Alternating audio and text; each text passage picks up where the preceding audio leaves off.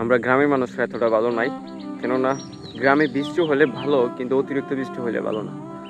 আমাদের গ্রামে বা আমাদের আশেপাশে যে এলাকা আছে, ইউনিয়ন আছে, থানা আছে, একসাথে অনেক বৃষ্টি হয়েছে, প্রায় 2-3 দিন যাবৎ বৃষ্টি হইতেছে। বৃষ্টি হওয়ার কারণে আমাদের এলাকার কিছু কিছু জমি একবারে পানির তল হয়ে গেছে।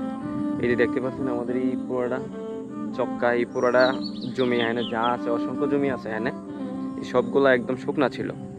এই 2-3 দিন বৃষ্টির কারণে পুরো এলাকার পানি মনে করেন এই নেচা জায়গায় নামে, এই জমিতে নামে, নামার কারণে একদম তল হয়ে গেছে। দেখতে পাচ্ছেন এই জমিগুলো একদম তল হয়ে গেছে। জমিগুলো তল হয়ে গেছে তাতে বড় বিষয় না, আমাদের এখানে কিছু করা হয় না, জাস্ট গরু ছাগলের খাবার করা হয়, যে গাছ ক্ষেত করা হয়, কিন্তু এই জমি তল হওয়ার কারণে গরু ছাগলের এটা সংকট, খাবারের সংকট পড়ে গেছে।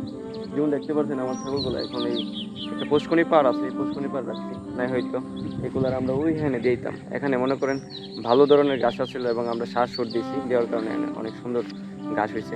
এখানে মনে করেন গরু ছাগল গরু ছাড়লে পেট ভরে খায় বাড়িতে আইছে। এখন গরু ছাগলের খাবারের তো সংকট পড়বেই। বর্তমানে যে পরিস্থিতিতে আছে সবাই, আমাদের উত্তর অঞ্চলে যে হাওরগুলো আছে এবং আমাদের নাসিরনগরের কিছু হাওর আছে, এগুলো তল হয়ে গেছে।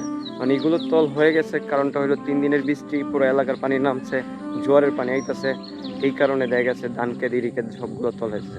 তো মানুষ তো 3-4 মাসের পরিশ্রম এই ধান ক্ষেত, মানে পুরা বছরের একটা পরিশ্রম ধরতে গেলে, এটা সারা বছর মানুষ অপেক্ষা করে করে মনে করে এই ধান ক্ষেতটা করে, এই ধান ক্ষেত্রে পানি চলে গেছে। মানুষ কি পরিমাণ কষ্ট করতেছে তার ধারণার বাইরে।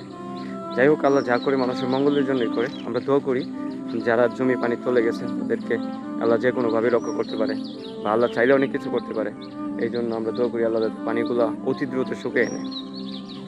এবং গ্রামের মানুষরা জানেনই তো, সরল সরল সহজ মানুষ, তারা তারা মনে করেন আর কিছু করে না, জাস্ট কৃষি কামারের উপরে বেঁচে থাকে।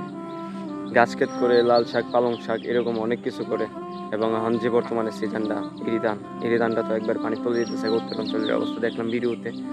তেরোমি আমার এলাকা দেখেন, আমার এলাকা তো পানির নিচে গেছে। এই যে গাছ ক্ষেতগুলা, গরু ছাগলের খাবার, এগুলা এরিও পালতে অনেক কষ্ট হবে।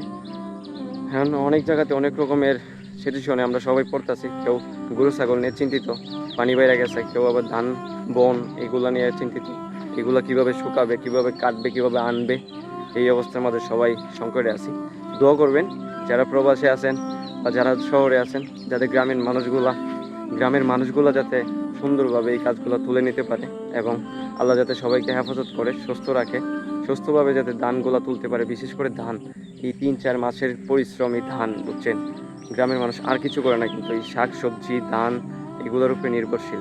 এই জন্য সবাই ওনাদের জন্য দোয়া করবেন যাতে ওনারা সুস্থ সবলভাবে এই সবগুলো তুলতে পারে। আল্লাহ হাফিজ।